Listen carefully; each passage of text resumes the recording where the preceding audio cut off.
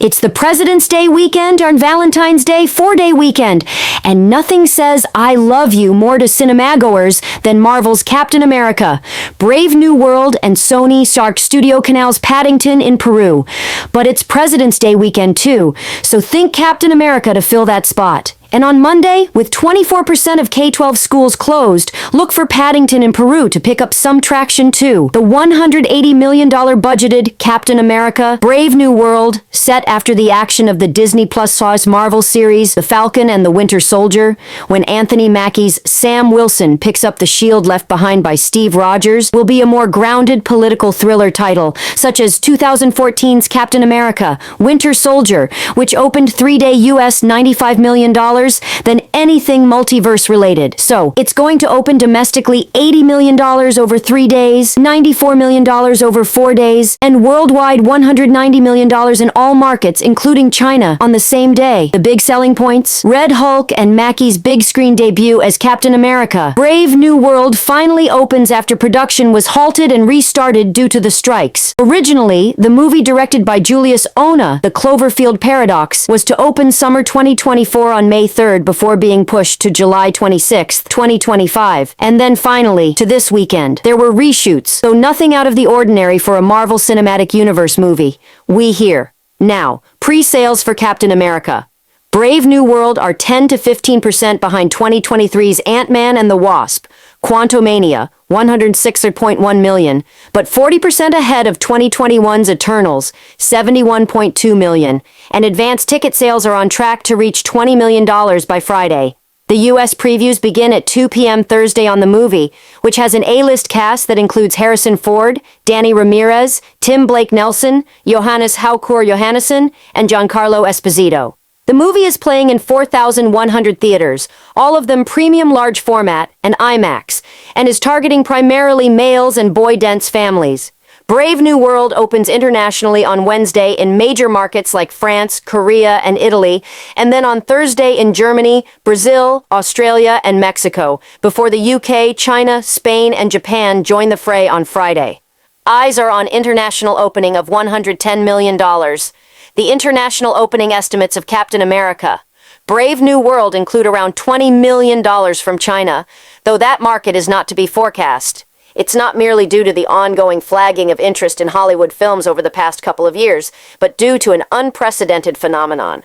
The Chinese box office is under the thrall of the phenomenal success of Ne Zha 2, an animated sequel already over $1.2 billion in just 2 weeks of opening, and the 5th highest-grossing animated film in the world in history. Since opening on January 29th, the movie has given no indication of slowing down, with audiences continuing to return to see it.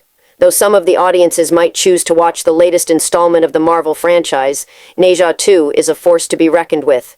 In comparison to other such Marvel character movies in other foreign markets at prevailing exchange rates, the equivalent comparable point would be Ant-Man and the Wasp, Quantumania, which opened more or less the same weekend in 2023 at $114 million, and Doctor Strange, 2016, which opened at $140 million, though a very large percentage of it was from China. Additionally, Guardians of the Galaxy, 2014, opened at $95 million.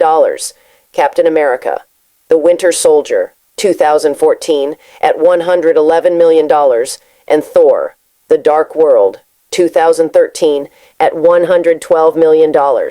Promotional-wise, the cast of the movie has been busy promoting, recently gracing high-profile photo calls in London and Rome, with Anthony Mackie gracing Brazil's D23 event last month.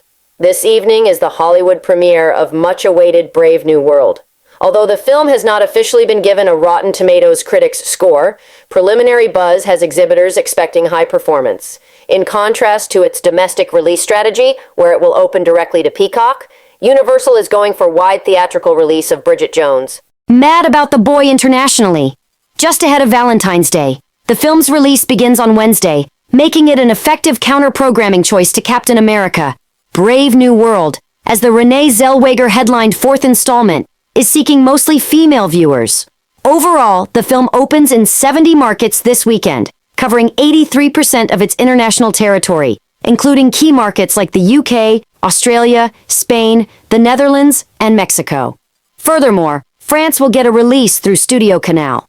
The film has been creating tremendous buzz after starry premieres in key cities like London, Sydney, Rome, and Amsterdam. With the high expectation, Bridget Jones, Mad About the Boy, can even surpass Brave New World in some opening markets.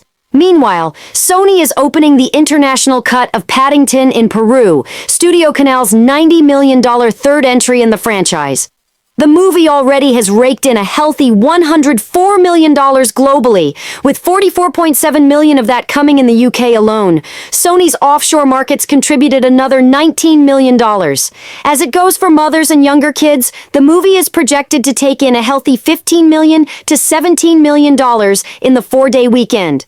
In comparison, its predecessor Paddington 2 opened over Martin Luther King Jr. weekend in 2018 and brought in $15 million in the 4-day extended holiday following, after Warner Bros. Acquired distribution rights from the Weinstein Company during its bankruptcy. Originally set to open over Martin Luther King Jr. weekend, Sony strategically pushed Paddington in Peru back to avoid direct competition against a crowded family movie slate, including Wicked, Moana 2, Mufasa, The Lion King, and Sonic the Hedgehog 3. By doing so now, the much-beloved threequel has an unobstructed run at the box office, with no major family-friendly competition until March 21st and Disney's Snow White. Paddington in Peru opened in the UK on November 8th and brought in a healthy $12.4 million, breaking a record for biggest opening for a British film in the territory since 2021. Studio Canal selected the date to bank on a flawless release window before Wicked and Moana 2, and is now the highest opening Studio Canal in UK history. For Sony, President's Day weekend offered the ideal platform to open the movie in the US.